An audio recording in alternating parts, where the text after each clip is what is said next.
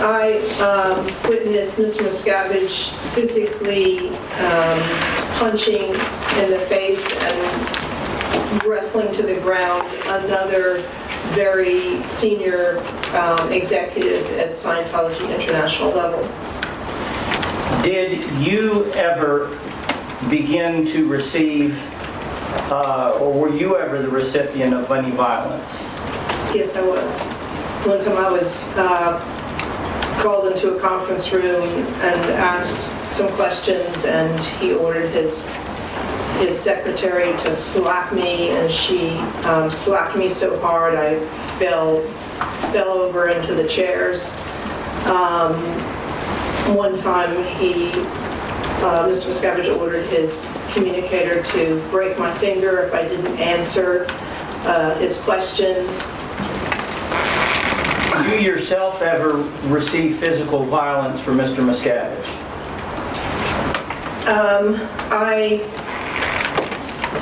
There was really only one physical incident where he was very angry and he walked around a very long conference table to get to me. He was yelling and he came up like as if he was going to choke me, but he didn't. He basically grabbed my shoulders and shook me while he was yelling at me. Let's talk about how you ended up in the hole. You told us that the hole consisted of a couple of, I think, double-wide trailers. Yes. What made it a hole rather than a couple of double-wide trailers that people were living in? Describe it for us. It had bars on the windows, and the one entrance was guarded by security 24 hours a day.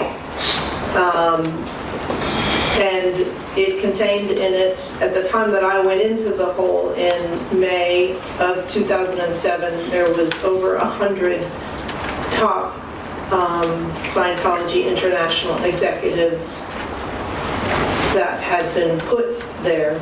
And the hole basically was some kind of a slang term that had been coined long before I got there. And it was where you ate there, you slept there on the floor,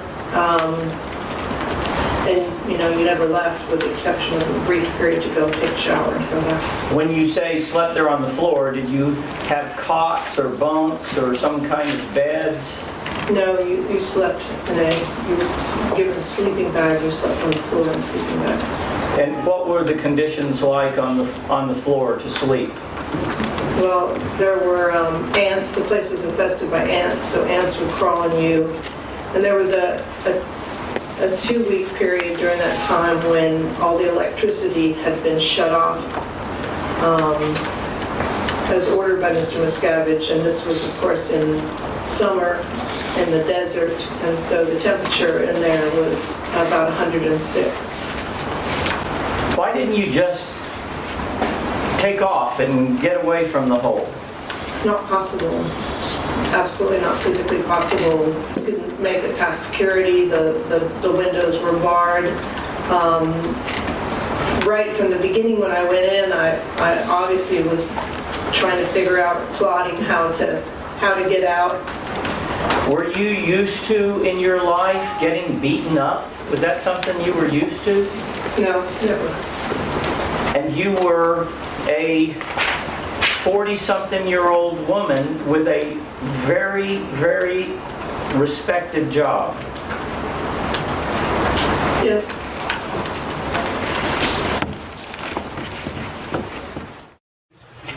When you were in Los Angeles with Mr. Ging and Nelson, what happened that you observed? Okay, he originated that he did not agree with physical beatings or this room, this locked up, these executives being locked up. And for this, he was beaten up by Mr. Miscavige's assistant. Her title is a communicator. And he was also beaten up by 2 other guys that were there in a meeting with us, which was Henning, I can't remember Henning's last name, and Francois de Juste. They were two pretty big guys, and he was actually taken back into a room, and he was beaten up physically for a couple hours. Anything else happen with Mr. Ginga Nelson on your trip to Los Angeles? Yes. What was that? He was made to lick the bathroom floor clean. Well, with the bathroom floor for over at least a half an hour.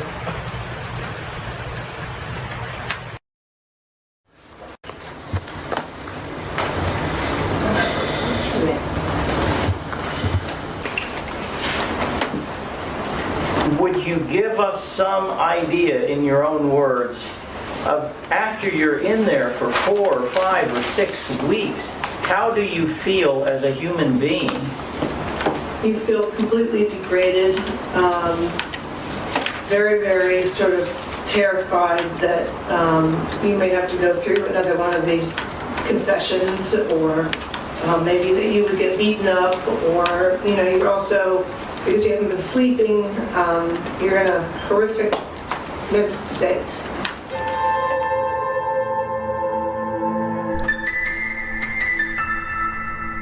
Former Scientology executive Debbie Cook was the first to give sworn testimony about a place known as The Hole.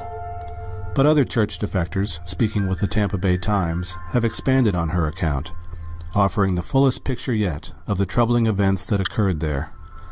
The defectors also were interviewed by FBI agents, who focused on The Hole as they investigated the church's working conditions. The Hole was a building made of several double-wide mobile homes on the west side of Scientology's 500-acre compound, 80 miles east of Los Angeles.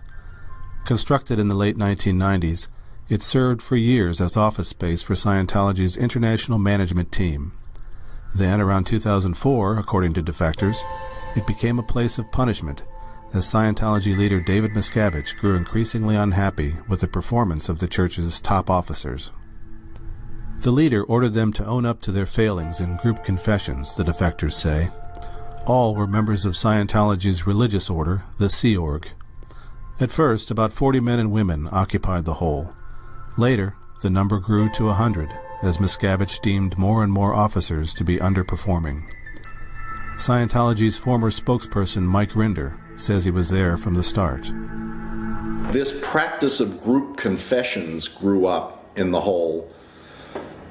And it was some thing where Miscavige had developed this idea that you had to confess to your peers all of your horrible transgressions, and that they were supposed to extract out of you these transgressions, particularly related to your theoretical transgressions against Miscavige himself.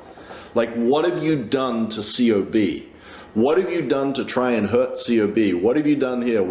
I mean, this is like the mantra of the Hole. This would be carried out by whoever happened to be there, 20 people, 30 people, 50 people, all standing up there and screaming at you about, tell us what. And eventually, you know, it sort of devolved into ultimately physical violence and torture to extricate these, quote, confessions out of people. John Brousseau had been a member of the Sea Org since 1978.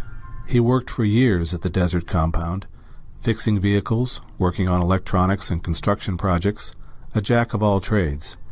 He also became a trusted aide to Miscavige. Brousseau said the leader made it apparent why he sent so many church staffers to the Hole. I mean, we're talking constantly berating them, nitpicking everything they're doing, pointing up inadequacies, ineffectiveness, lack of results, blaming it all on them and their inability to do anything right, and on the other hand saying how he's got to do everything himself, he's the only one that can do things right. Defectors say it was 2006 when conditions in the Hole worsened. Brousseau said he received an urgent call from Miscavige's secretary, Elan Baram. He called me down to what was called the CMO Int trailers. So I went down there and I met him, and he said to me, COB wants this place made secure. He's worried that some of these people might blow.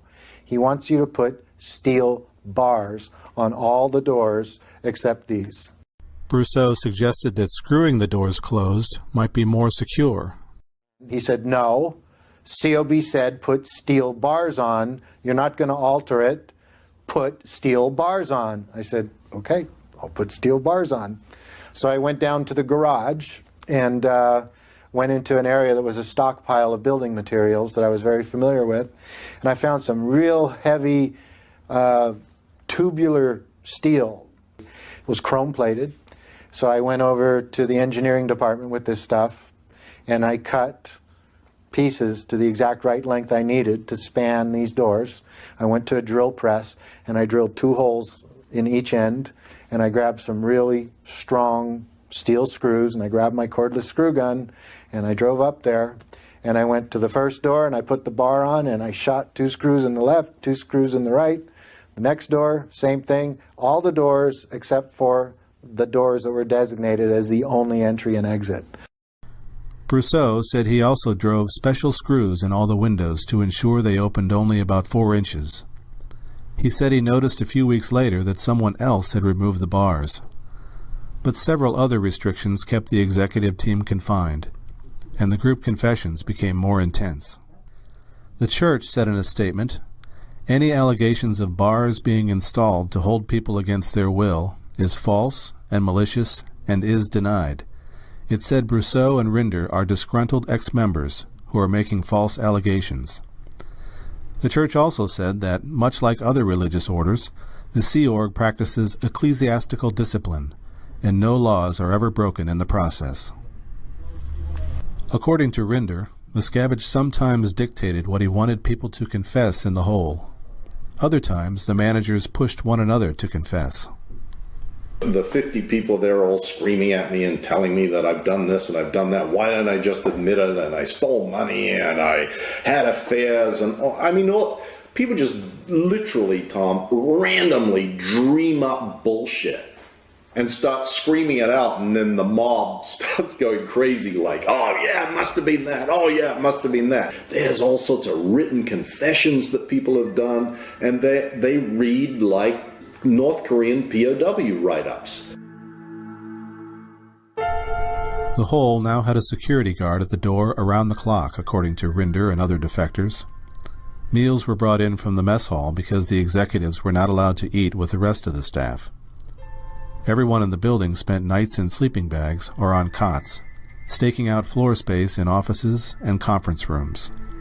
I never really saw much when I went in there, other than I went in there and you could sort of smell the smell. People live here. People sleep here. I think I went in there very early one morning and people were very sleepy-eyed, like they had just gotten up. And if you ever lived in a dormitory in college or something, and you come home late and everybody's snoring, it stinks. Occasionally, some were allowed out of the hole to appear at church events or to perform other duties. But as time went on, some occupants had spent months or years in the hole. Rinder said it was taking a toll. By late 2006, this had degenerated from not just screaming at people to get them to, quote, confess to whatever bizarre stuff someone had thought up that they had done, but this is the beginning of the trash cans, putting people to stand in big trash cans, putting signs around people's necks with various things, I'm an SP, I'm CI, whatever, to actual physical torture of people who were theoretically not cooperating.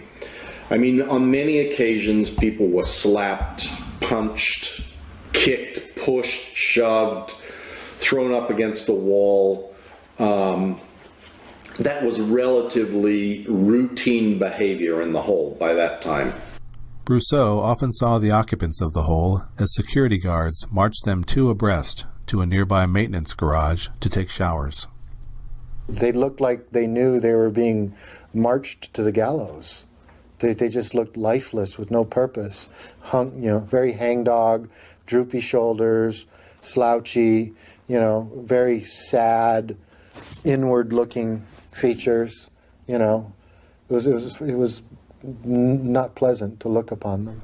Mike Rinder said managers demanding confessions would order people to crawl laps around a conference table. They told them to roll up their pant legs so their knees scraped against the rough indoor-outdoor carpeting. If you do this for some days on end, you end up with fairly severe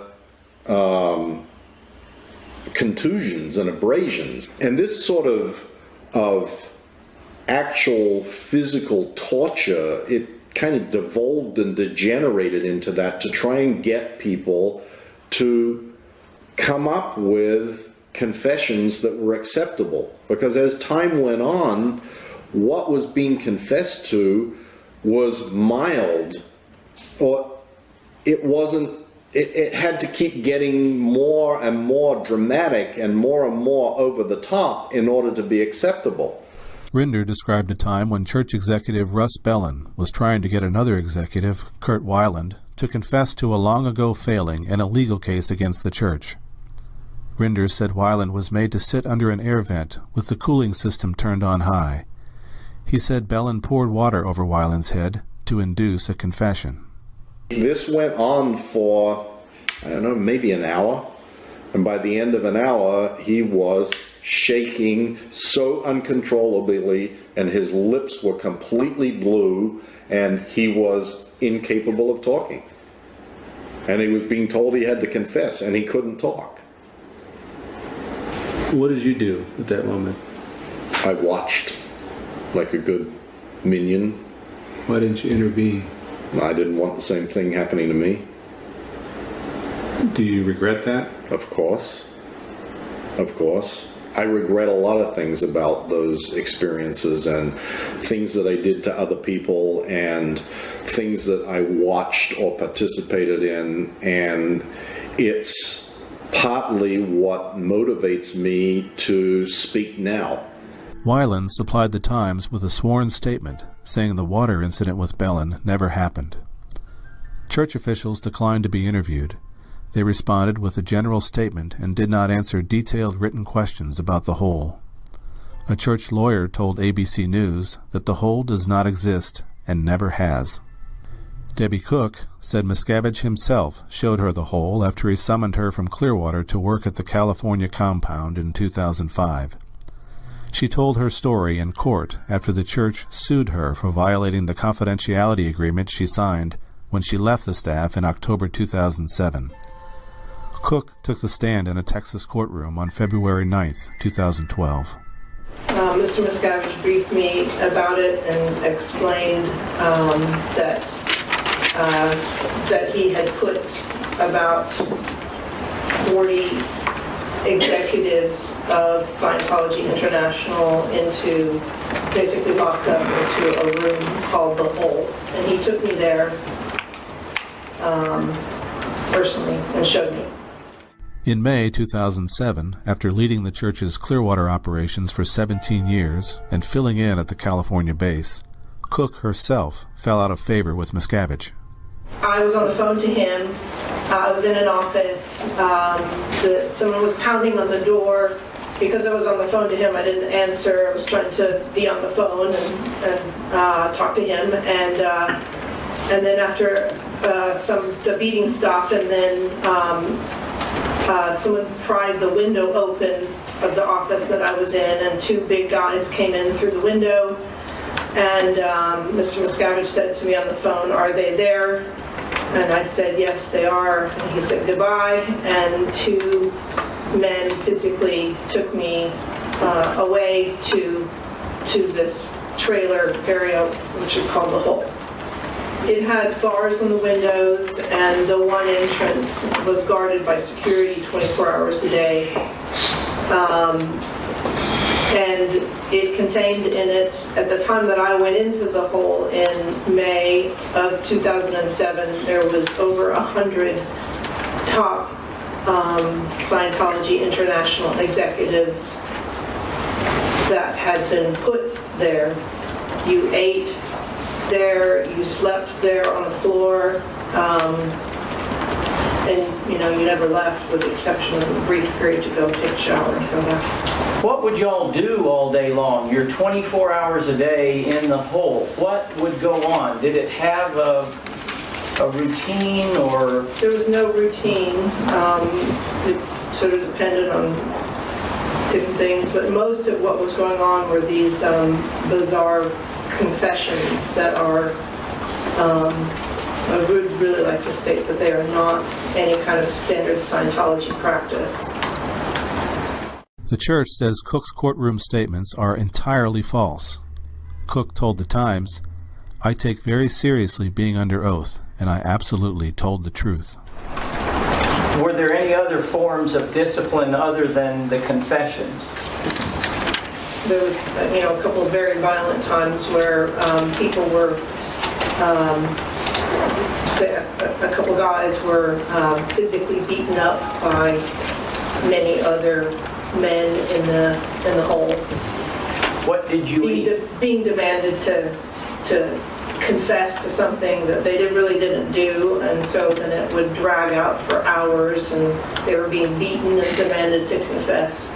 Confess what? I'm not... Well, in that particular example, it was Guillaume Reserve, who was the Executive Director International, and Mark Yeager, who was the commanding officer of the top, of really the watchdog committee, and it was demanded that they confess to being homosexuals and having homosexual activity between the two of them.